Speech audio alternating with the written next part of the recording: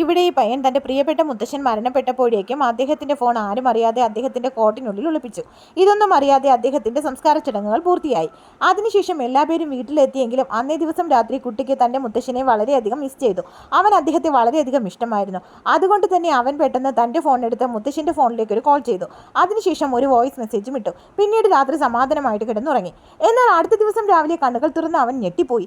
കാരണം തലേ ദിവസം താൻ നൽകിയ വോയിസ് മെസ്സേജിനെ മുത്തശ്ശൻ ഇതാ മറുപടി ഇട്ടിരിക്കുന്നു.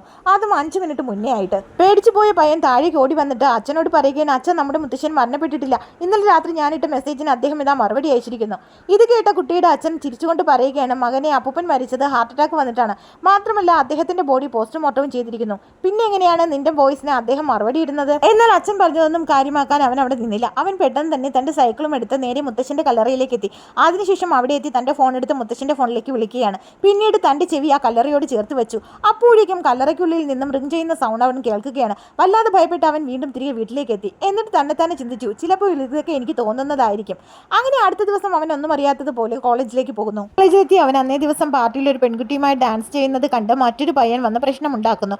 അവൻ ഇവനെ പൊതിരെ തല്ലിയ ശേഷം റോഡിൽ 2 കൈകളും ശരീരത്തോട് ബന്ധിച്ച് കമിഴ്ത്തി കിടത്തുന്നു. എന്നാൽ അടുത്ത ദിവസം രാവിലെ കണ്ണുകൾ തുറന്ന് എണീക്കുന്ന യുവാവ് അറിയുന്നത് തലേ ദിവസം തന്നെ ആക്രമിച്ച ആ പയ്യൻ മരണപ്പെട്ടു എന്നാണ്. അവിടേക്ക് എത്തുന്ന യുവാവ് പോലീസിൽ നിന്നും അറിയുന്നത് എങ്ങനെയാണോ താൻ കിടന്നത് അതേ ഷേപ്പിലാണ് ഈ മരണപ്പെട്ട പയ്യനെയും റോഡിൽ കിടത്തിയിരിക്കുന്നതെന്നാണ്.